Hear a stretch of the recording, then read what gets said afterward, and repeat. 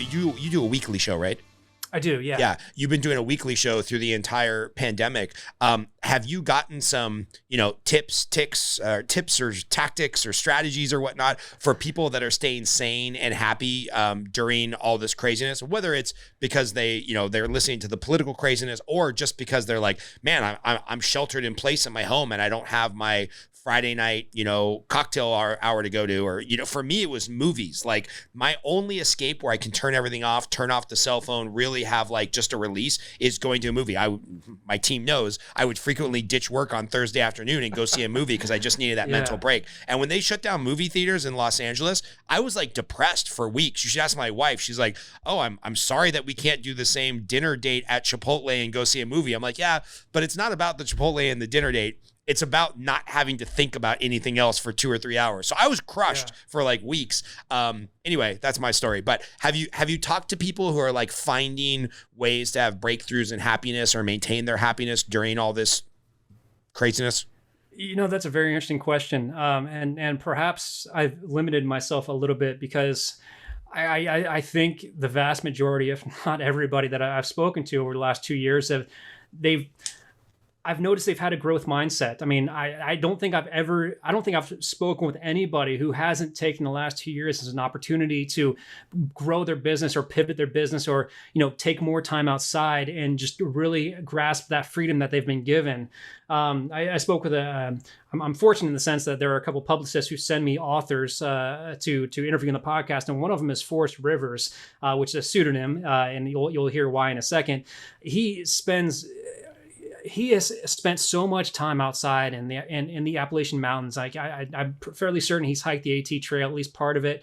And the amount of time he's been given to be outside during the pandemic has just absolutely changed his life. And he wrote a book about, I'm trying to remember exactly what it's called. It was something in direct relation to COVID-19 and how people can maintain a positive outlook and mindset during this time of difficulty.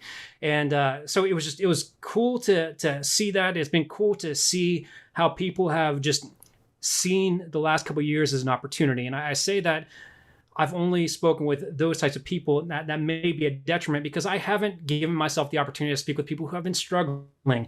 And I think that's equally important because, we can't just write off the people who are not doing well right now, but the people who are having mental health issues or crises, or people who have been fired from their jobs, or people who are struggling with their work because they don't want to go in because they don't feel safe. And I'd like to talk to more of those people. And as I'm saying this, I realize that I need to go out of my way to find them.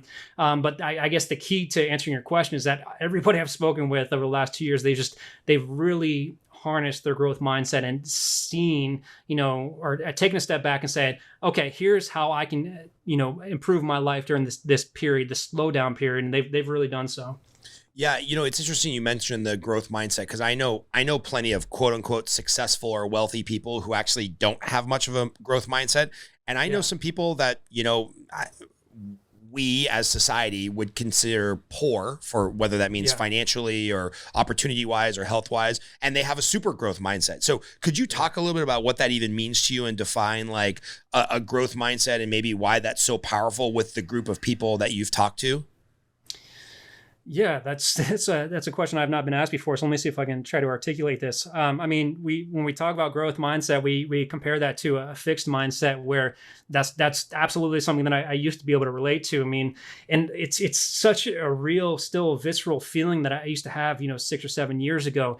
I would go to my job, a sales job that I didn't even go to college for because I didn't study hard enough. And I'd go to a job that I absolutely hate. And so I would be there from 9 o'clock in the morning if I make it there in time to 5 o'clock at night, twiddling my thumbs and probably getting an hour's worth of work done. And then I'd come home and I'd be, I don't know if depressed is the right word, or just forlorn and not happy with my life. And so instead of actually trying to, improve myself by studying a new topic or computer science or, web design or anything like that, I would start drinking. I would go to the bar. I'd go to happy hour because that's just what you do.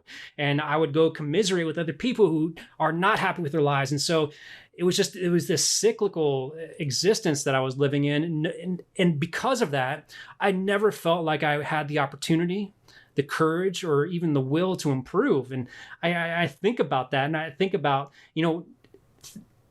I think about trying to improve myself or trying to get a new job or trying to start my own business. And that feeling it was just washed away because I didn't think that I had the ability to do so. So that is where I come from a fixed mindset. Now, a growth mindset, for me, I've realized over the last few years that I'm so capable of changing. I'm so capable of improving myself. And I want to be careful not to make it sound like I'm coming from a place of ego. This is coming from a place of experience. Like I taught myself web design. I started a business in web design. I realized that I'm able to learn still. Like I'm not in school. I'm many years removed from high school and college, and I still have the ability to learn. I still have the ability to read. I moved my laptop so you can see my new my bookshelf. I'm proud of the books that I have because I do my best to read every single day, and that's just been such an opportunity for me to learn and grow. And so one thing that I've been able to do is just really optimize every area of my life. And I'm still discovering new areas in which I can change and improve just because we have conventional wisdom about